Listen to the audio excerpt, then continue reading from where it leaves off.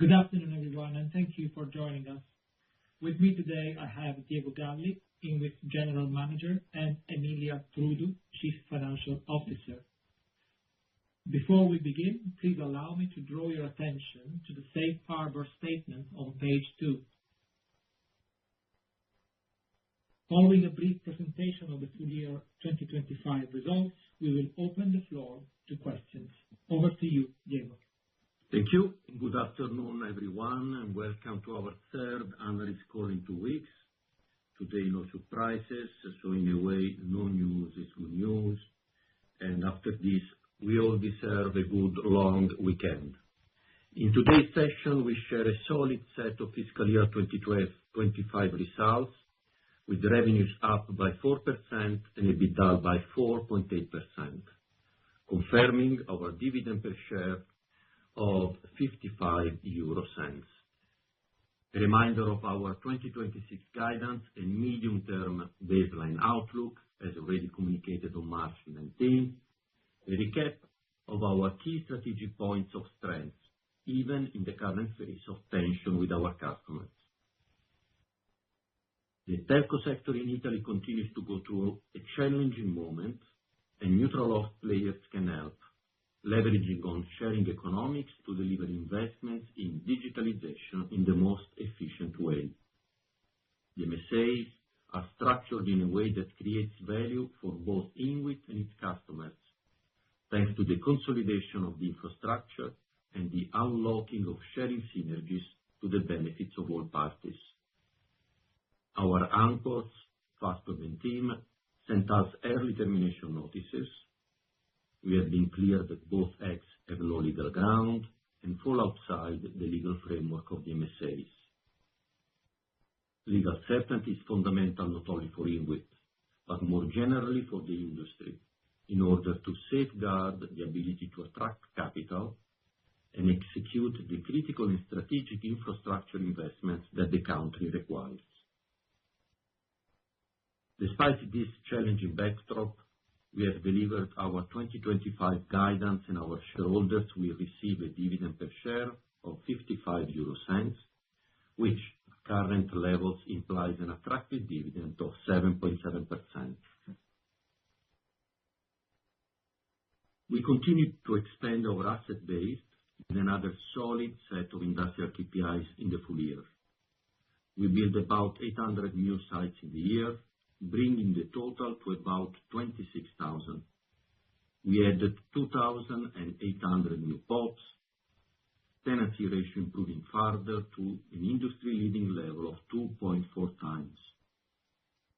We delivered 1,600 real estate transactions, which continue to drive our efficiency gains.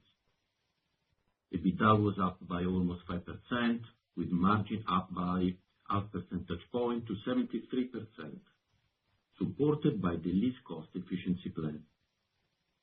Recurring free cash flow was up by 2% year-on-year at 634 million. Year-on-year growth reflects also higher cash leases and financial charges, partially offset by lower cash taxes. Leverage ratio stands at 5.2 times, well within our target corridor.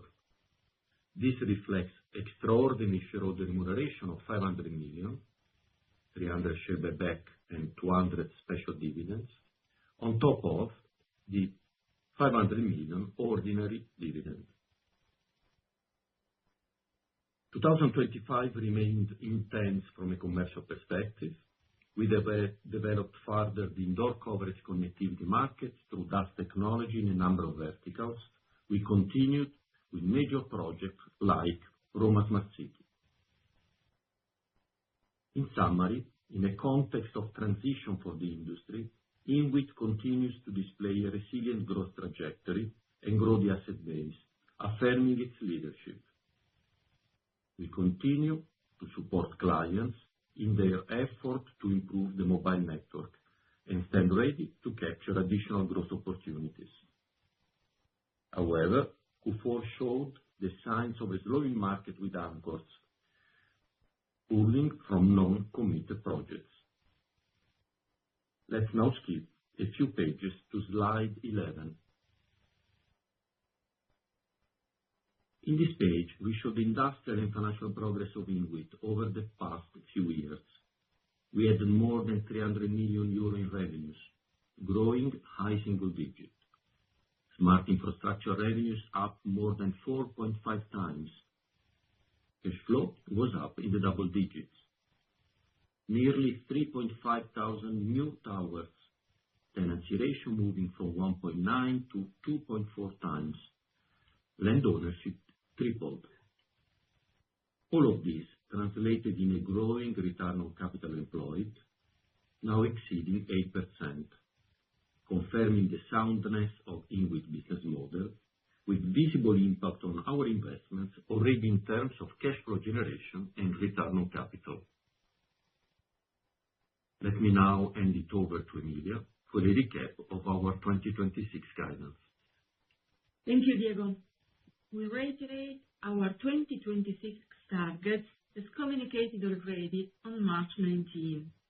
Revenues in the range of 1,050 to 1,090 million, EBITDA margin of approximately 90%, EBITDA after leases margin above 72%, recurring free cash flow in the range of 550 to 590 million, dividend per share at least in line with 2025, confirmed to 55 euro cents per share.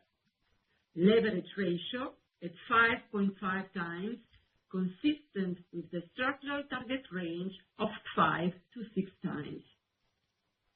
This reflects the current challenging market environment and ongoing complexities in anchor tenant relations. CapEx in 2026 remain elevated at around 270 million euros due to the phasing of Next Generation EU cash CapEx recognition, plus investments for Smart City Roma, plus land acquisitions and energy programs.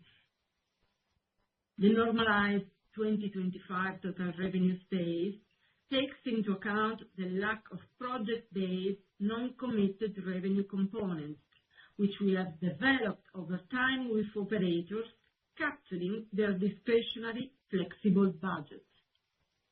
Such discretionary budgets have been put on hold at this stage, given the current context of limited budgets and conflictual relationships. Taking into account this one-off step down, in 2026, we expect low single-digit revenue growth driven from the following components: inflation, CPI link based on 2025 average index at 1.4%, anchor commitment, new towers, new PoPs, and DAS in line with MSA commitments, well growth with steady pace with other MNOs and IoT. Smart infra growth refers to DAS indoor across premium locations and projects in the smart city verticals. We have an efficient debt profile, 85% fixed, 15% floating, with a current average cost of almost 3% and average bond maturity of 4.5 years. The first relevant maturity is in 2027, related to the 500 million euros sustainability-linked term loan. This week, the agencies confirmed our ratings with updated outlooks. Fitch ratings at BBB- investment grade in credit watch negative versus previously stable outlook. Standard & Poor's global ratings at BB+ with stable outlook versus previously credit watch positive.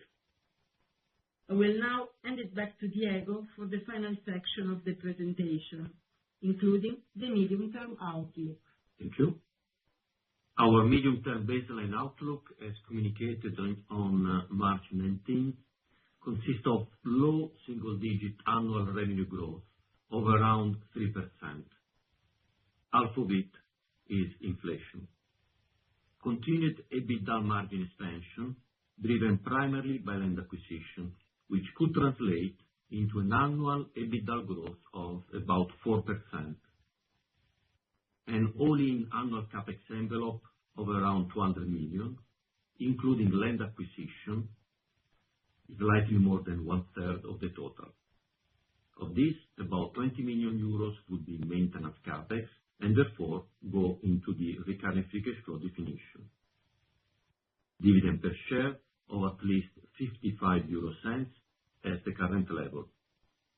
A financial structural leverage ratio target between 5 and 6 times. In other words, even in the unrealistic scenario in which the market remains stuck over the medium term, we would still be able to have a decent organic growth, an attractive dividend, and a solid balance sheet.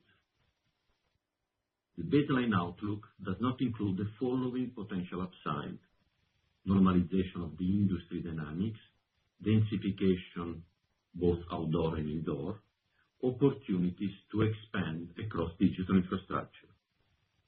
At the same time, the baseline outlook does not include the downside risk of MSA's termination, as we don't believe this is a likely or realistic outcome. The technological context for digital infrastructure assets continue to evolve. Data traffic in Italy is growing at double-digit rates until 2030, or more than 2.5 times from today's level. Towers are and will remain central in this evolution, part of the digital ecosystem that goes from passive infra active, small cell, DAS, IoT, and edge computing. There is need for more investments in the network to close the gap. Mobile network investments cannot be postponed indefinitely. For towers or macro sites, we estimate a market potential between 7,000 to 12,000 new towers in Italy by 2030, and we plan on maintaining a leading market share on towers. Let me now reiterate a few important points that we discussed deeply during our ad hoc call last week, following the receipt of MSA termination. We have been clear in our communication to the market that both acts have no legal ground and fall outside the legal framework of the MSAs. Our network of about 26,000 sites is the result of 40 years of work of TIM, Vodafone, and Inwit, where we could take the benefit of the first mover advantage to build top quality sites in the best available locations. About 75% of our network is not replicable. And when it comes to tower prices, it's important to compare apples with apples. It's not correct to compare fees related to the sales and leaseback transactions with pure hosting fees. MSA fees are intrinsically linked to the structure of the sales and leaseback transaction. Pure hosting fees are the result of normal demand-supply competitive dynamics. In other terms, there is a captive segment of hosting that stems from the sales and leaseback transactions, which is not contestable for the entire period required to return investment. Preserving the captive segment protects the foundation of the industry, preventing potential opportunistic behavior that would destroy value across the entire value chain. As already shared, all our prices are in line with the market. With regard to the change of control clause, that's clear in the MSA. The clause was included in order to protect all three parties. The only relevant change in control event is the resolution in August 2022 of the shareholder agreement between TIM and Vodafone. TIM and Vodafone were up to the point jointly controlling Inwit. When TIM sold its stake in Daphne to Ardian in August 2022, joint control ceased with the dissolution of the shareholder agreement. TIM triggered the change of control clause, and Inwit promptly notified it to TIM and Vodafone, locking in all parties for further 16 years until 2038. Out of clarity, the Vodafone events in 2020 consisted in intra-group transfers of the Inwit stake between entities fully owned by the Vodafone Group. Those events had no impact on the joint control of Inwit. Therefore, they are not relevant with regards to the change of control clause. As a matter of fact, if this share transfer would have been relevant with regards to the change of control of Inwit, to the control of Inwit, the relevant party should have launched a mandatory tender offer. This didn't happen, obviously. We have clear and consistent legal opinions from the best law firms in the country on this. Let me now conclude. The towers business model is based on long-term contracts that create value for all parties, thanks to the sharing economics and network efficiency. The Italian telco market continues to be under pressure with low prices and subpar returns. Telcos are offloading challenges on the infra players, and this was already visible in the final quarter of 2025. Still, we delivered the 2025 guidance, including the 0.55 dividend per share, which implies an attractive dividend yield. Our 2026 guidance and the medium-term baseline outlook reflect the current challenging market condition. Even in the unrealistic scenario in which the market remains stuck over the medium term, our baseline medium-term outlook means that we would still be able to have a decent organic growth, an attractive dividend, and a solid balance sheet. The baseline outlook does not include the following potential upside: normalization of the industry dynamics, densification, opportunities to expand across digital infrastructure. At the same time, as just said, the baseline outlook does not include the downside risks of MSA termination, as we don't believe this is a likely or realistic outcome. We confirm that we continue to be open to constructive conversation with our clients. From our perspective, it's key to protect the integrity of the MSA as a long-term contract. We are open to optimize further the terms for new investments, and we aim to achieve a win-win outcome in terms of positive net present value and business development. With this, we thank you for your attention, and we aim to provide you with an updated business plan, likely enough to, as visibility allows it. We will now open the floor to Q&A. Thank you. This is the Chorus Call conference operator. We will now begin the question and answer session. Anyone who wishes to ask a question may press star and one on their touchtone telephone. To remove yourself from the question queue, please press star and two. Please pick up the receiver when asking questions. Anyone who has a question may press star and one at this time. In the interest of time, we kindly ask to limit yourself to one question only. The first question is from Roshan Ranjit, Deutsche Bank. Please go ahead. Afternoon, everyone. Thanks for the presentation. Because my question is quite simple. We've seen quite a lot of news flow over the last week and a half, and Diego, you mentioned this constructive dialogue.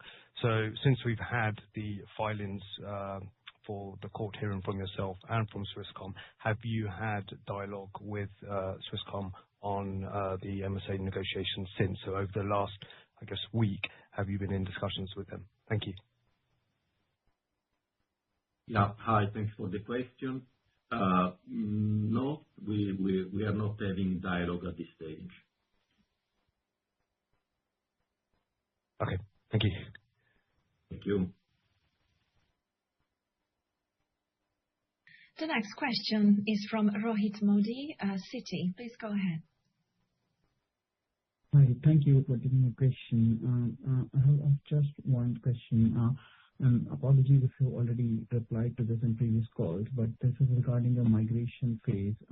Hypothetically, if both the MSAs manage to terminate the contract, are there any rights that Inwit has in the migration phase, given whether they'll continue to use the towers as a part of migration period as a host for foreseeable future, or Inwit does have a right to terminate the contract and ask them to vacate the sites? Thank you. Thanks. On the migration plan, the framework is about a plan which has to be agreed between parties. The time is not shorter than 3 years, and all this will be in the spirit and logic and content of the all or nothing clause. Let me also take the opportunity to highlight the fact that we stress, which is about the lack of alternatives to our network, and the fact that we have the majority of our sites which are actually not replicable.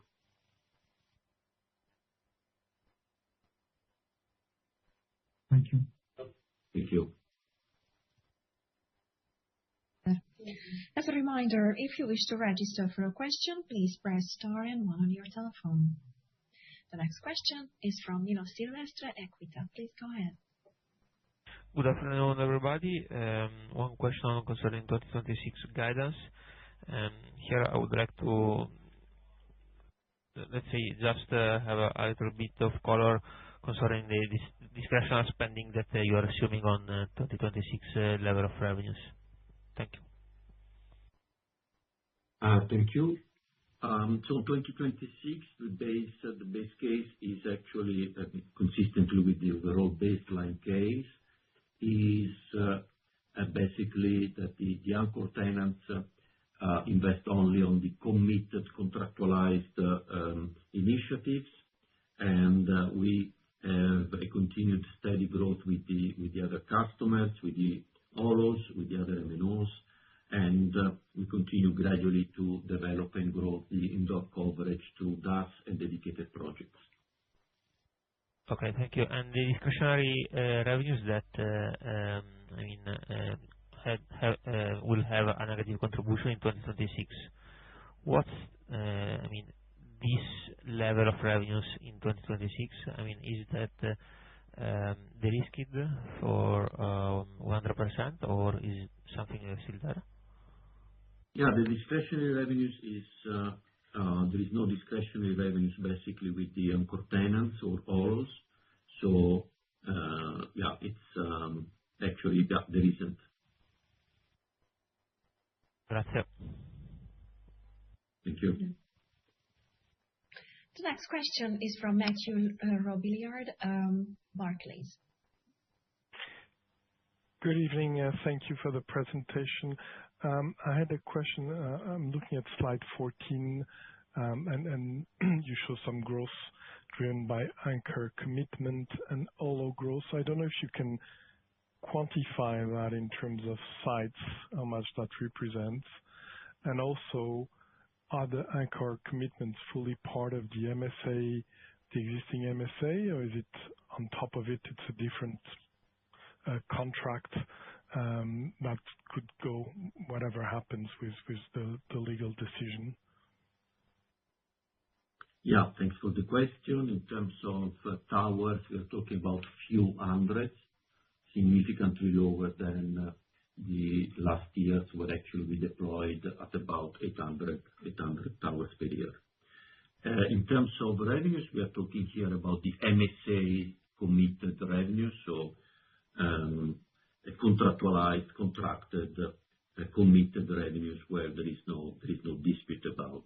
So it's how can I say, it's clean and certain and committed and in progress. Thank you. If I could follow up, I think you had also some contracts with Open Fiber or maybe FiberCop in terms of growth or in terms of deployment of site for FWA. That's the topic number 4 on your slide deck, right? OLO growth. Yeah. Basically, the OLO growth is mainly the other MNOs, such as Iliad, some of Wind3, as well as some fixed wireless access for Open Fiber. The main component is basically the MNOs component. In terms of revenues, it's the main component, as I said, is the other MNOs component. Okay. And that is basically increasing tenancy rather than building sites. Sorry, Yes. very basic questions, but. Yes. It's basically secondary tenants, it's co-location on existing sites. Thank you very much. Welcome.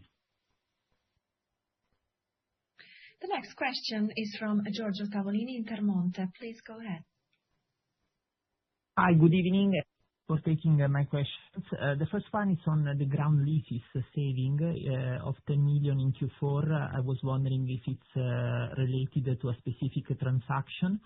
And back to Milo's question on discretionary revenues, how much was the exact amount in 2025, since I see the block in the presentation, the bridge for the full year 2026 guidance bridge? Thank you.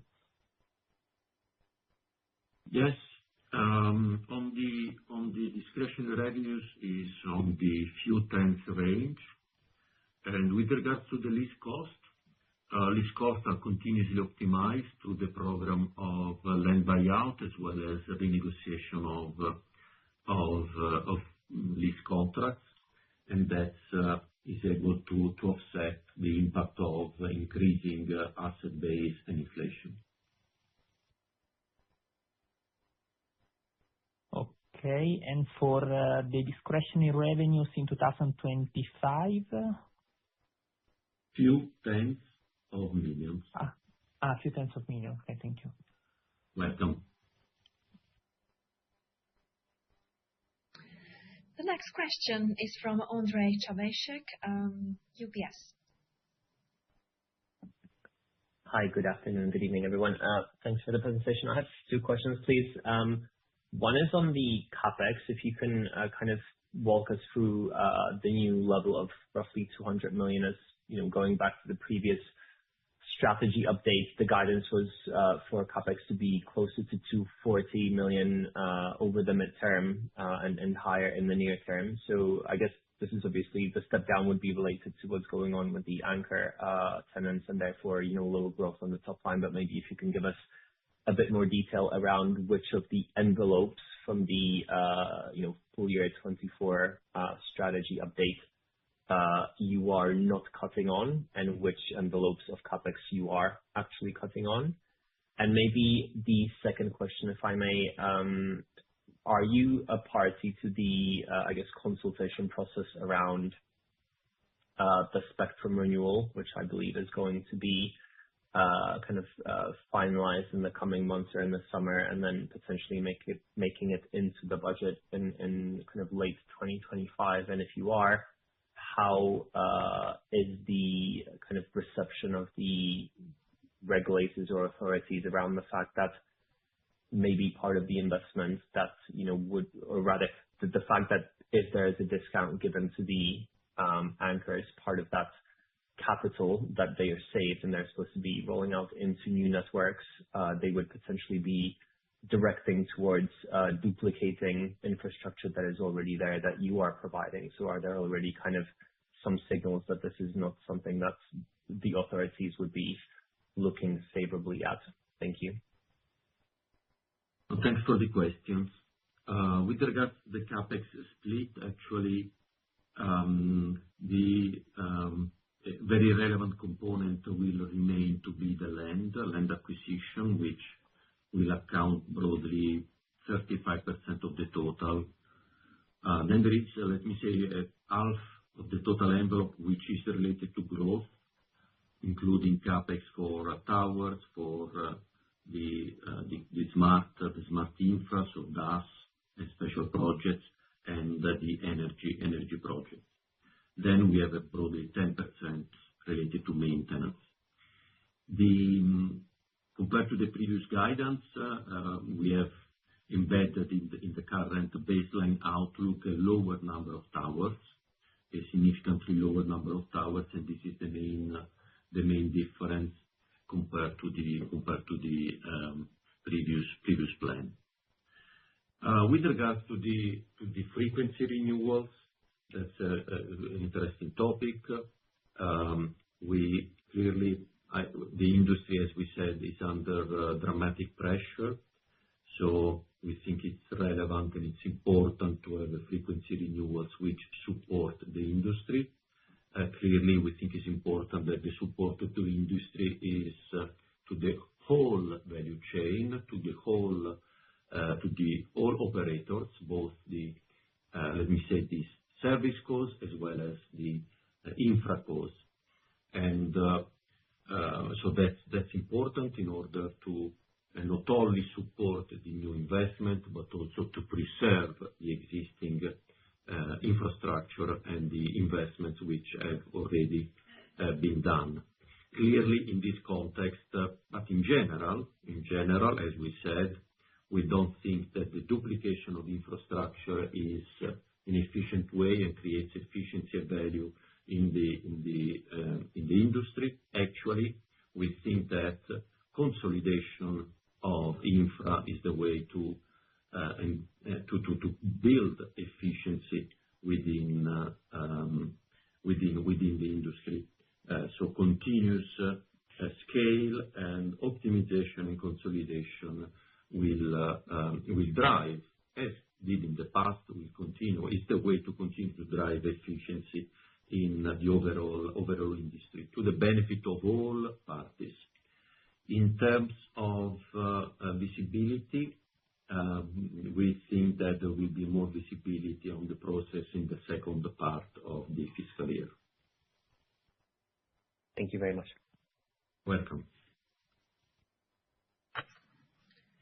As a reminder, if you wish to register for a question, please press star and 1 on your telephone.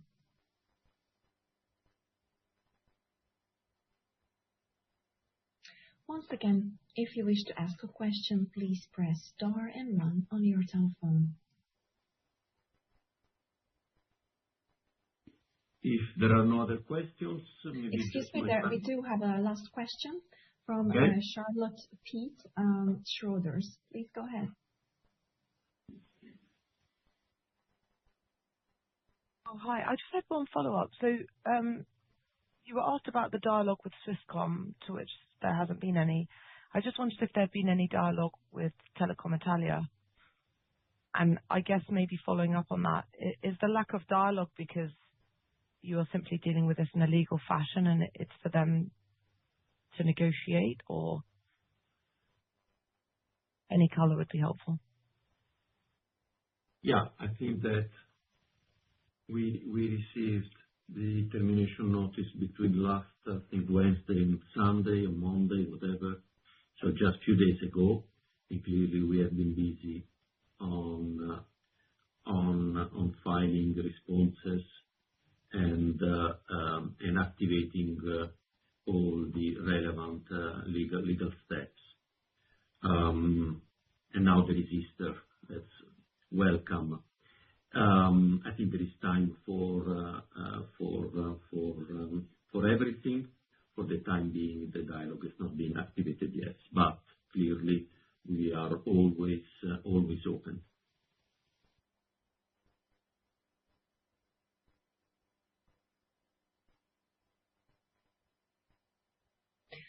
Gentlemen, there are no more questions registered at this time. I turn the conference back to you for any closing remarks. Thank you very much. So let me just thank you, all of you, for your attention and remark that we are confident that an holistic win-win outcome is actually achievable with our anchors. And with that, we wish you all happy Easter. Thank you, and happy Easter again. Ladies and gentlemen, thank you for joining. The conference is now over, and you may disconnect your telephones.